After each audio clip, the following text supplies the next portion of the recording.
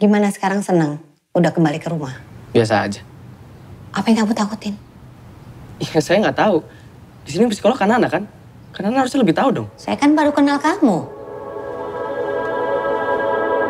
Jadi daya tarik pertama adalah duet mautnya Teddy dan Lukman. Yes. That was our first impression. Waktu pertama kali kita ngobrol tentang idenya come from Teddy, and then Lukman brought it up to us.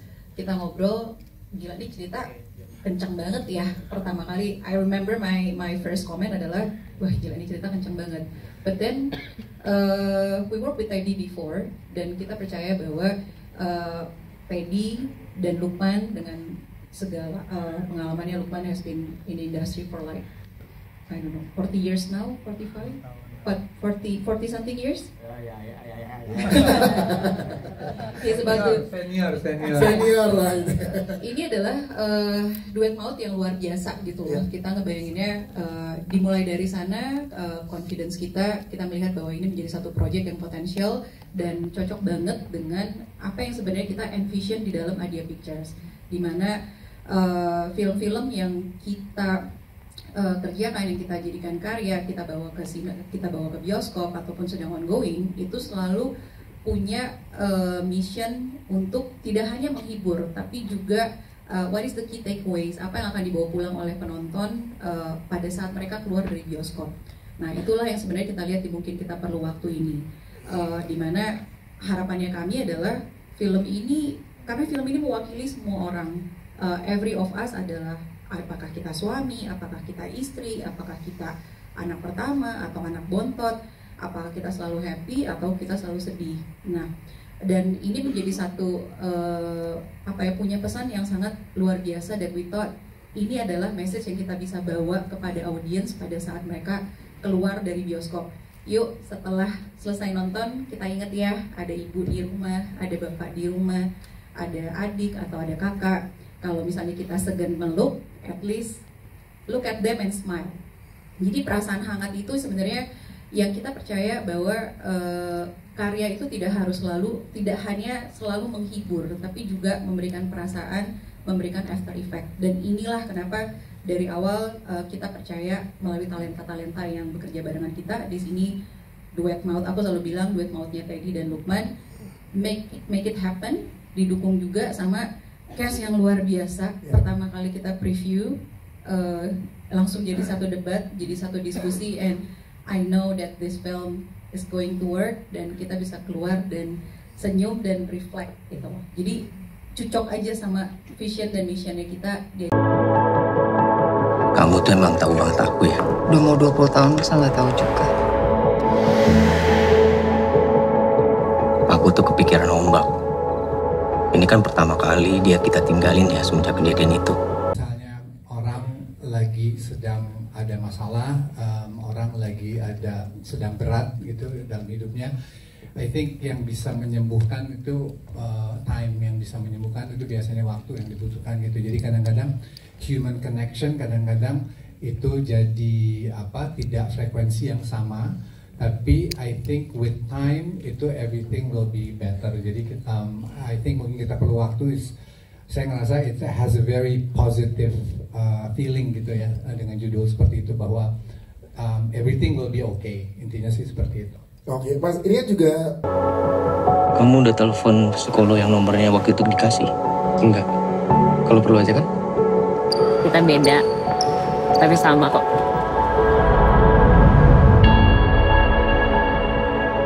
Kasih. Dan Sarah, istri dari Bapak Restu ya di sini.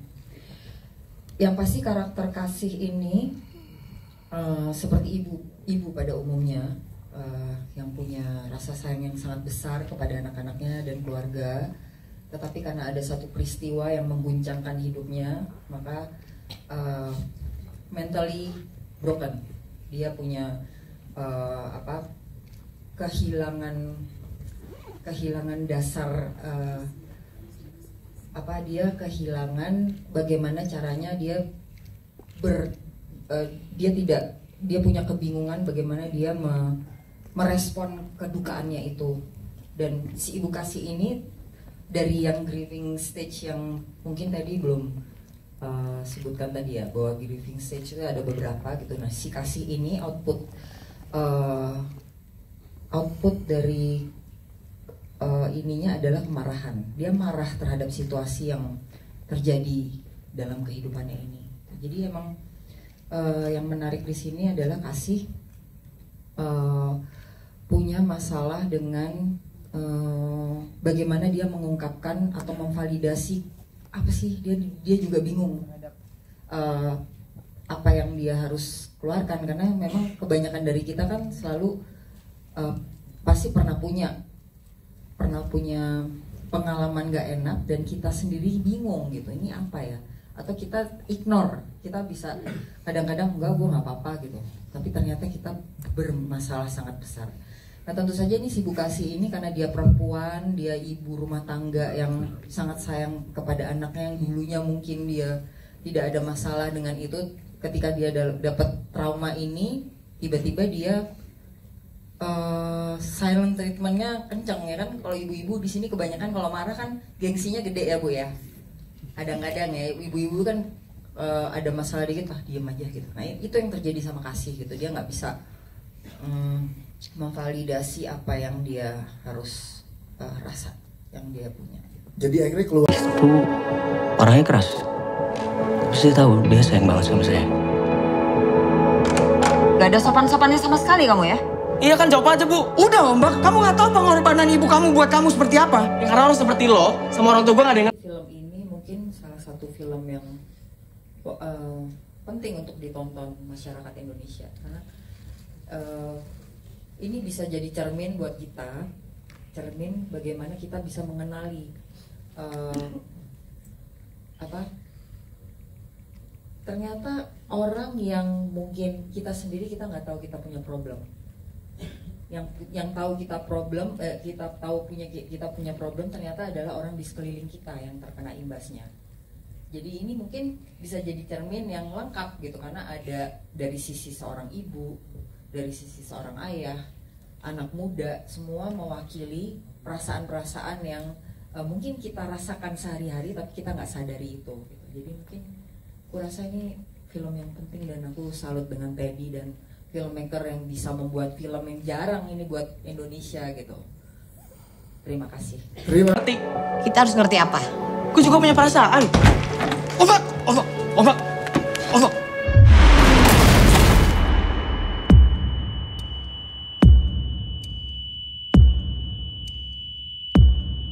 Aku sebagai Restu, sebenarnya kalau basically ayah ya aku ayah, basic suami ya aku suami. Tentunya yang membedakan di sini situasi yang terjadi di dalam keluarga Restu itu sendiri gitu. Kalau aku melihat karakter Restu ini sebagaimana seorang bapak yang punya tanggung jawab yang besar terhadap keluarga, bagaimana seorang ayah yang juga sangat menyayangi anak-anaknya dan berupaya untuk menjaga keluarga tersebut agar tetap utuh. Ini kan sesuatu hal yang sangat basic kalau kita ngomong sebagai kepala keluarga ya. Tapi di sini tuh sebenarnya yang menjadi problemnya di sini adalah Restu itu kan juga orang yang terkena kehilangan dan trauma juga gitu. Tapi dia harus memposisikan bahwa dia ini kuat, dia ini bisa membawa keluarga ke arah yang lebih baik dalam situasi yang seperti ini. Ini yang jadi sedikit problem. Sedangkan dia sendiri sebenarnya belum selesai dengan rasa kehilangan dan traumanya. Sehingga apa yang dikomunikasikan dia upayakan untuk dia komunikasikan jadi nggak nyambung gitu ke anaknya, ke istrinya. Nah ini yang jadi problem. Dan dia nggak sadar juga bahwa setiap anggota keluarganya itu punya caranya sendiri atau perlu waktu untuk menyelesaikan. Dia tuh maunya tuh udah deh begini pasti bisa selesai. Kita harus begini gitu. Itu yang dilakukan Restu. Dan tapi di satu sisi dia juga denial sama perasaannya dia gitu. Kembali lagi karena dia merasa punya tanggung jawab yang besar terhadap keluarga ini gitu. Nah ini yang akhirnya membuat dia sulit untuk berkomunikasi. Jadi serba salah gitu posisinya. Tapi di balik itu dia juga bukan seorang ayah yang bisa langsung harus begini gitu, bukan tipe yang kayak gitu. Dia tuh sangat berhati-hati sekali. Bahkan kehati-hatian itu yang membuat semuanya bingung. Kehati-hatian itu membuatnya semua bingung. Dia masih bercanda lah soal apapun gitu sama Kasih, padahal Kasih tuh nggak, harusnya lu nggak usah dibercandain soal kayak gini gitu.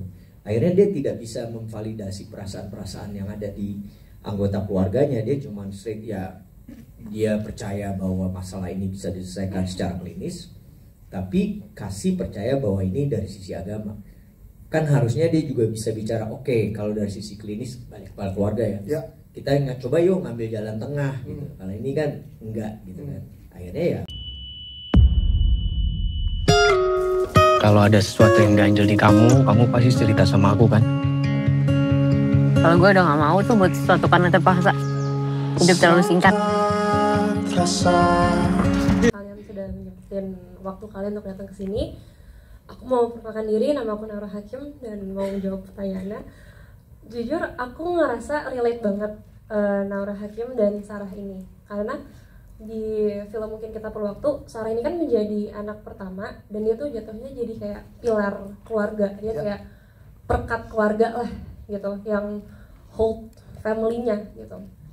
Nah, aku sebagai Naura Hakim, aku bukan anak pertama, tapi aku ngerasa aku menjadi pilar keluarga. Aku ngerasa aku harus bikin keluarga aku tuh selalu nyatu, karena keluarga aku tuh ada 7 orang, rame banget gitu. Jadi kadang mereka tuh maunya sendiri-sendiri, terus kalau ada apa-apa tuh selalu kayak mengasingkan di kamar masing-masing gitu. Dan aku, karena aku sesayang itu sama keluarga, aku selalu kayak ayo bareng, ayo kita makan bareng, ayo kita nonton bareng gitu. Jadi aku tuh ngerasa aku relate banget sih Sarah sama Naura ini.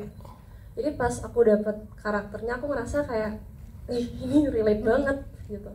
Itu dia tepuk.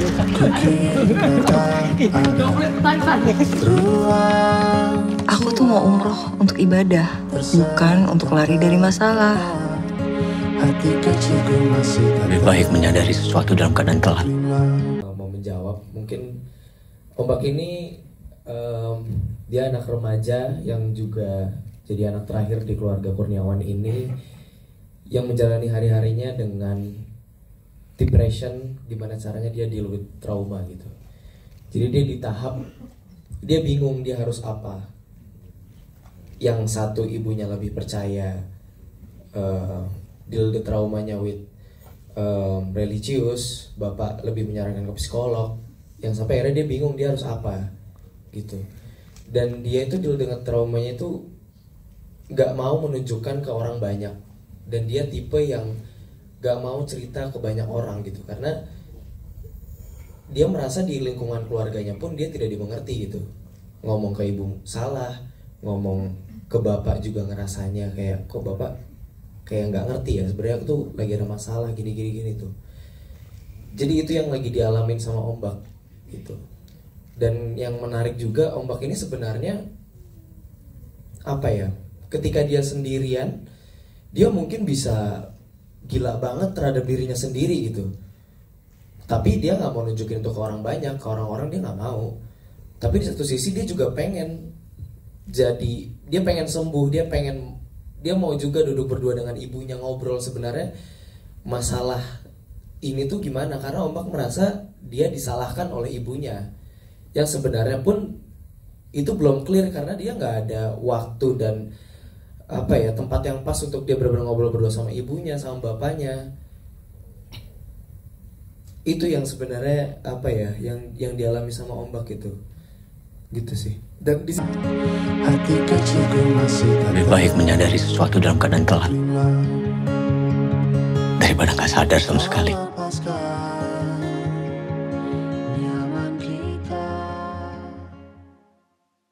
Perwakilan orang-orang yang ada di sosial media.